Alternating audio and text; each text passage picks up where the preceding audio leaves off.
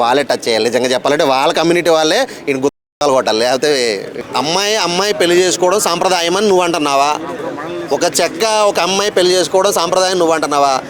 సాంప్రదాయంగా పెళ్లి చేసుకున్నంత మాత్రం అది సాంప్రదాయం కాదు. అఘోరి మాత కాదు, అఘోరి మాడ. అఘోరి అన్న మాట కూడా మాట్లాడడం మానేయాలి. ఆడొక చెక్కగాడు, ఆడ పేరు ఏదో నవీనో ఏదో ఉందాడు పేరు, శ్రీనివాస్. అది ఆడొక చెక్కగాడు అంతే, అంతకుమించి ఏం లేదు. సో చెక్కగాళ్ళు అంటే పాపం ఇంకా కొంతమంది నిజాయితీగా ఉండే వాళ్ళు కూడా బ్యాడ్ నేమే, కానీ ఓకే అది వేస్ట్ గాడాడు అంతే, నెంబర్ 1 అంతే.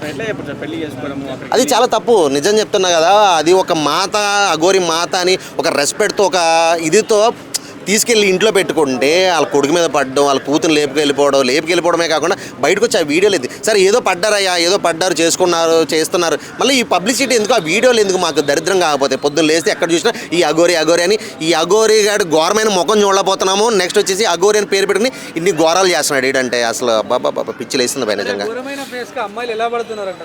అది ఘోరమైన ఫేస్కి అమ్మాయిలు పడతాం కాదు, వాడి కింద ఉన్నదాన్నో పైన ఉన్నదాన్నో చూసి పడతాం కాదు. వాడు ఒక హిప్నాటిజం. అది అమ్మాయిని ఏంటంటే ఒక మానసికంగా, ఒక మెంటల్గా అమ్మాయిని హిప్నాటిజం చేసి నీ హెల్ప్ చేస్తా, నీ ఫ్యామిలీ హెల్ప్ చేస్తా, సంథింగ్ ఉంటాయి కదా ఇలాగ ఉండుండే. సో ఆ విధంగా అమ్మాయిని హిప్నాటిజం చేశాడు తప్ప నిజమైన లవ్ లేదు, అక్కడ కొవ్వు లేదు, ఏమి లేదు. ఒక 1 మంత్లో ఖచ్చితంగా వాళ్ళిద్దరు విడిపోయిన న్యూస్ మళ్ళీ మీ ఛానల్లో డెఫినెట్గా వస్తాయి. ఎంత బాధపడుతున్నారంటే వాళ్ళ అమ్మని చూస్తుంటే నిజంగా చాలా బాధ వస్తుంది. నేను మాట్లాడడానికి కారణం ఏంటంటే ఆ పేరెంట్స్ని చూసే. పేరెంట్స్ అమ్మాయిని బీటెక్ దాకా చదివించారు, రేపు మాపో జాబ్ రావాల్సిన అమ్మాయి అలాంటి అమ్మాయిని లేపిపోయి అమ్మాయి లైఫ్ని నాశనం చేసి ఇంట్లో పేరెంట్స్ లైఫ్, వాళ్ళ అమ్మగారు ఏడిపోయి ఒక అబ్బాయిని నాలాంటి అబ్బాయిని పెళ్లి చేసుకుని వెళ్ళినా కూడా అరే సరే ఓకే కాపురం చేసుకుంటారు, కలిసి ఉంటారు, పిల్లలు పడితే కలుద్దాం, ఇది ఉంది. కానీ ఇక్కడ ఏమీ లేదు కదా. అమ్మాయి లైఫ్ కళ్ళ ముందు వాళ్ళ పేరెంట్స్ కనపడేసరికి ఆ బాధ 100 రెట్లు పెరిగింది భయ్. నేను చెప్తున్నా 100 రెట్లు పెరిగింది అంతే. పని పాట లేకుండా రోడ్ల మీద బేవర్స్గా తిరిగి ఉండనే పెళ్లి చేసుకోవచ్చు, కానీ ఇలాంటి అఘోరి అని చెప్పి అడ్డమైన ఘోరాలు చేసి నా కొడుకుని మాత్రం నమ్మకూడదు. ఫస్ట్